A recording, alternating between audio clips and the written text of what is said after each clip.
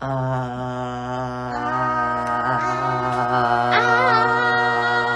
할아버지의 성경 한자.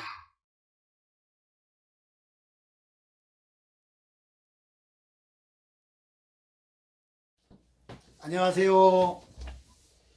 오늘은 교재 제44과 과원시설입니다.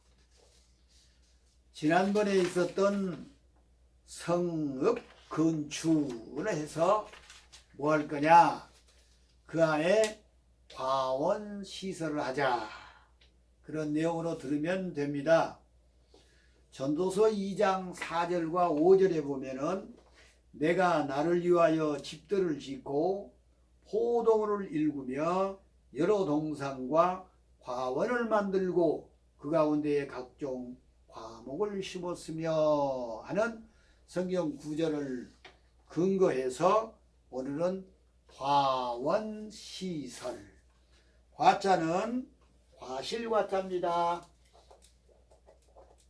과실, 우리가 먹는 과실, 배, 사과, 감 이런 과실 말입니다. 과실, 그 다음에 과원은 동산원자를 써요. 동산, 에덴 동산, 동산이 나지막한 언덕으로 해서 거기에다가 각종 과목을 심어 가꾸는 동산을 한번 연상해 보세요. 세상에서 제일 동산은 에덴 동산이었어요. 하나님이 최초로 만든, 사람이 살 수 있도록 제일 좋은 동산 에덴 동산. 그 다음에 시자는 베풀시, 누구에게 베풀어, 누구에게 주어요. 베풀시. 그리고 역시 베풀설, 뜻은 다 같으죠. 베풀시, 베풀설, 시설. 내가 장애인을 위해서 돈을 들여 시설하겠다. 좋은 곳을 시설하겠다. 내가 청소년을 위해서 축구장을 시설하겠다. 그래서 시설이에요. 근데 여기는 과원시설이에요. 사람들의 먹거리를 위해서, 또 자신의 수익을 위해서 과원을 잘 시설해 놓으면은 참으로 좋죠. 그래서 과원시설,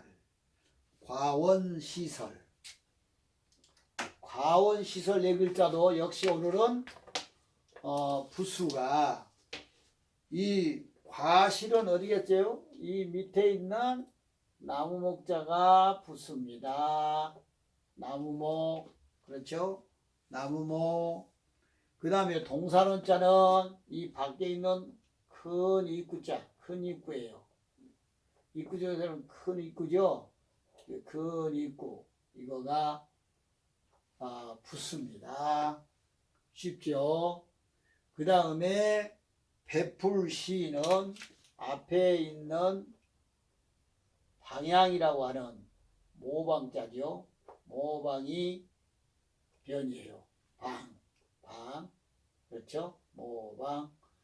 그 다음에 베풀설자는 여기도 말씀원자가 되겠죠. 그러면 네 글자가 이렇게 나무목, 큰 입구, 모방이나 방향방, 말씀설, 말씀언, 이렇게 해서 네 부수가 나왔습니다. 네. 획수와 그리고 서순을 50가까지는 하자고 했습니다. 그렇게 해야 되겠죠? 이 과자는 한문은 위에서부터 아래로, 왼쪽에서부터 오른쪽으로 쓰게 되어 있기 때문에 이 과자도 위에서부터 아래로 쓸 수 있도록 글자가 생겼어요. 그러므로 8획입니다. 하나, 둘, 셋, 넷, 다섯, 여섯, 일곱, 여덟. 물론 여기에 밭전자하고 나무목자 두 자가 결합되어 있지만은 고지식하게 밭전을 먼저 쓰고 그 다음에 나무목 쓰면은 획수는 다르죠. 쓸 때는 그냥 이렇게 쭉 내려서 나무목을 해버려요. 그래서 획수가 8획이에요. 9획이 아니라 8획. 그 다음에 동산원자에는 13획이죠. 이렇게 둘레를 먼저 크게 이렇게 해 놓아요. 둘레를 만들어 놓고 큰 입자를 이렇게 밑에 터진 큰 입자를 만들어 놓고 아래를 나중에 쓰면 돼요. 하나, 둘, 셋, 넷, 다섯, 여섯, 일곱, 여덟, 아홉, 열, 열하나, 열둘, 열셋 하면은 동산원이 됩니다. 그 다음에 베풀시는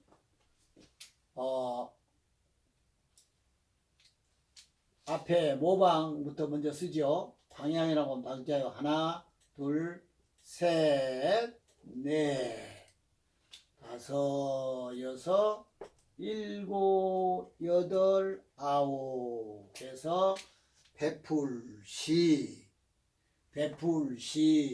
모방 변.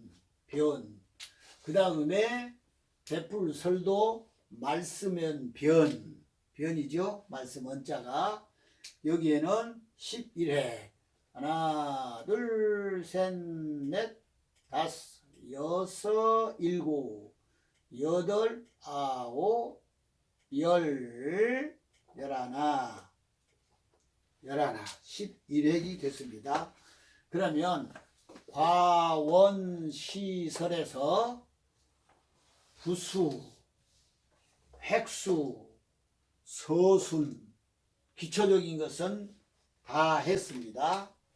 그러면 이제 각 글자에 응용해서 단어를 공부함으로 오늘 넉자를 기억하는 그런 순서가 되겠습니다. 이 과자, 과실과자인데 이 과실과를 생각하면서 조금 주의할 것이 있어요.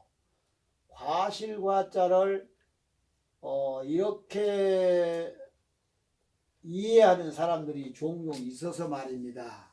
왜 그러느냐? 이 초두자가 있으니까 초두자 있으니까 이거가 과실과자가 아닌가 하지만 이거는 과자과자예요. 초두가 없는 것이 과실과자죠. 요거는 과자라고 해서 초두를 붙여가지고 어린이들이 잘 먹는 과자과 다르죠. 조금 생각을 해야 됩니다. 그러면은 과자로 시작하는 성경 단어는 적어도 여러 가지가 나와 있어요. 그런데 그 가운데 오늘은 중요한 여러분이 좋아하는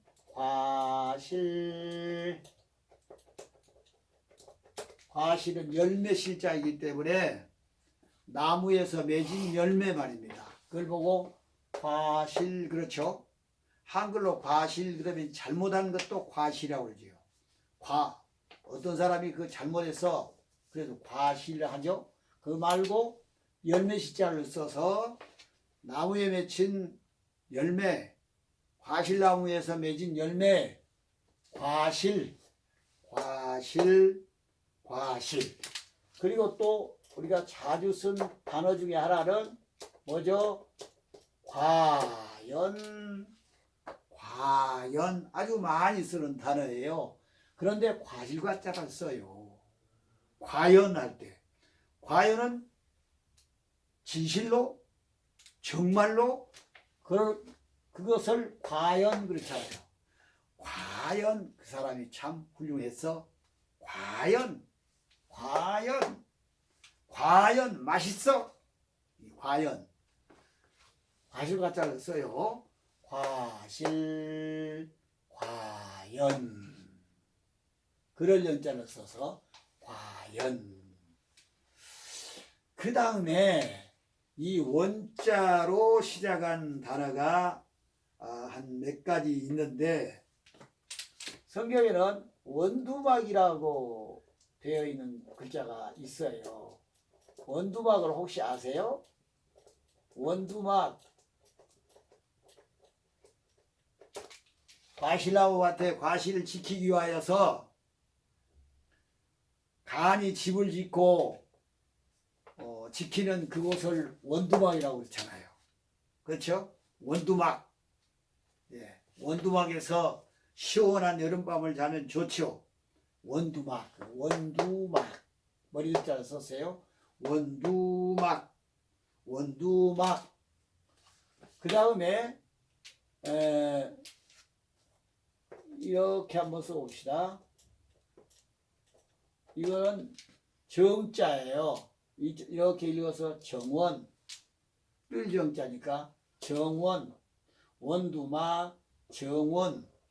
정원이 참 좋습니다. 정원, 정원이 참 넓습니다. 정원에 온갖 꽃이 피었습니다. 정원, 정원 있는 집은 좋죠. 예, 정원.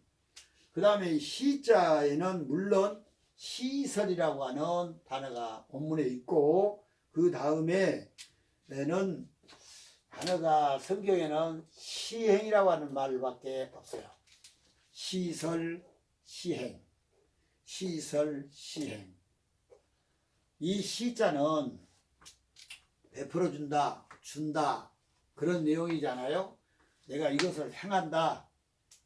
행할 행자니까 내가 실제적으로 행동에 실행을 한다. 말만 하고 하지 아니하는 것이 아니고 실제적으로 내가 실행을 했다. 시행을 했다. 시행, 시행. 취약지역에 개선을 해주겠다고 크게 공약을 했는데 그거 지키지 않으면 소용없죠. 그러나 그 말에 의해서 성실하게 지켜주면 시행을 했다. 시행을 하고 있다. 시행을 할 거다. 시행 말입니다. 시행.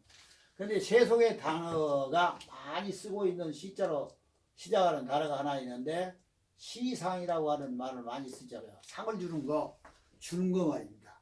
상을 주었다 이제. 시상품. 시상을 모르는 사람이 없을 거예요. 상을 받는 것이 좋잖아요. 시상. 두 단어만 합시다. 시행, 시상, 시행, 시상. 그 다음에 이 설자로 시작하는 단어는 성경에 설계, 법계를 설계 하나님이 해주셨죠. 설계도, 집을 지으려면은 설계도를 보고 목소리 지쳐. 설계, 하나님의 성막도 하나님이 모세를 통해서 설계도를 주었어. 설계도를 주어서 말씀을 했지만은 모세가 이렇게 설계를 짰죠. 그래서 성막을 짓고 성전도 짓고 했죠. 그 설계 말입니다. 셈계 짜죠. 셈계 계산한다고 해서 설계. 또 거기에다가 물건을 뭐뭐를 설치할 것이냐, 무엇을 둘 거냐, 거기다가 법궤를 둘 거냐, 거기에다가 무엇을 둘 거냐, 촛대를 둘 거냐, 떡상을 둘 거냐, 그런 설치, 뭘 설치하느냐, 설치예요. 설계, 설치. 이렇게 해서 각 단어에 대하여 우리가 이제 응용을 했습니다. 한번 읽어보고 주어진 시간을 채울 수 있도록 하겠습니다. 과실, 과연. 그 다음에 원두막, 정원. 시자로 시작한 거. 시행, 시상. 됐어요? 그 다음에 마지막 설계, 설치. 이렇게 해서 각 글자의 응용을 단어 공부를 했습니다. 그 다음에 오늘의 핵심인 과원이 주는 교훈을 성경에서 우리가 찾아볼 수 있도록 하겠습니다. 이 과원 하면 좋지요, 무조건. 근데 이 과원이 주는 교훈이 있는데 이 과원을 통해서 하나님께서 인간에게 과원을 왜 줬을까?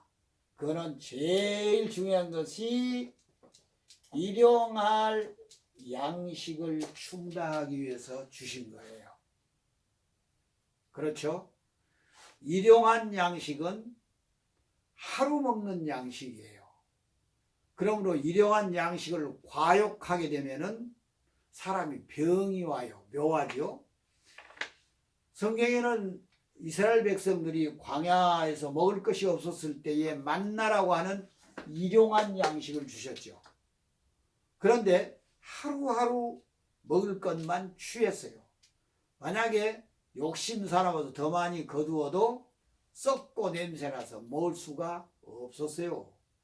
오늘날 우리에게도 풍성한 그런 음식이 있지만은 일용한 양식으로 만족하지 아니하고 자기만 일용한 양식으로 먹지 않고 과식하며 한쪽에는 일용한 양식이 없어서 굶어 죽는다고 하는 것은 전혀 하나님의 뜻이 아닙니다. 그러므로 우리는 과원시설에 대한 사실적인 과원이 주는 교훈을 생각하면 그거 모든 사람에게 일용한 양식을 주시기 위해서 만들었다는 것을 우리는 기억해야 됩니다. 그리고 과원하면은 생각하는 것이 무엇이 있느냐 하면은 그 농부의 수고에 따라서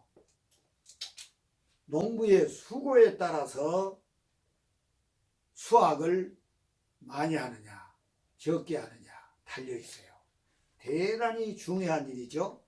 게으른 농사꾼은 과원에서 좋은 열매를 거둘 수가 없습니다.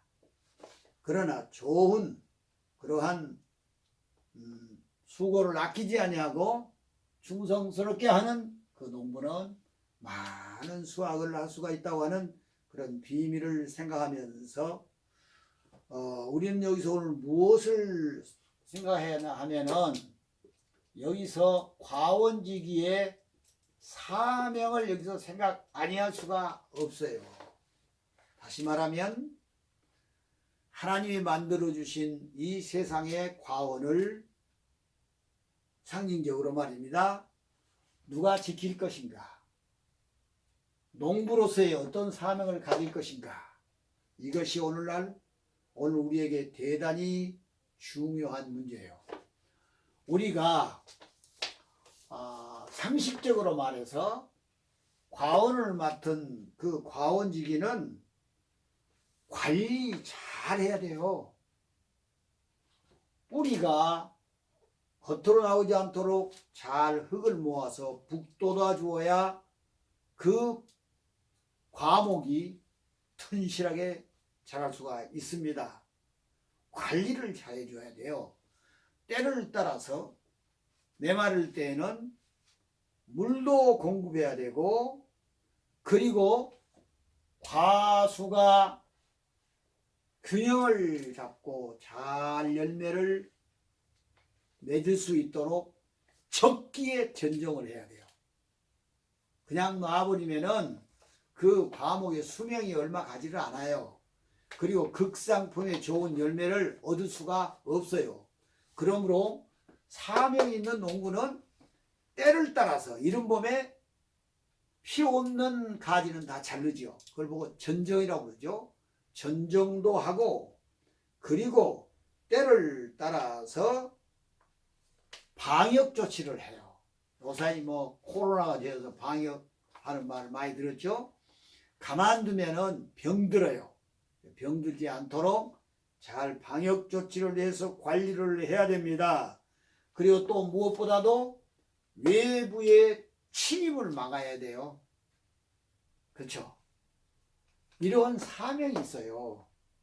저 여러분에게도 사명이 있어요. 오늘 이 땅 위에 우리는 이 사명이라고 하는 생각했을 때에 이 세상에 태어난 사람은 사명이 없이 태어난 사람이 없어요.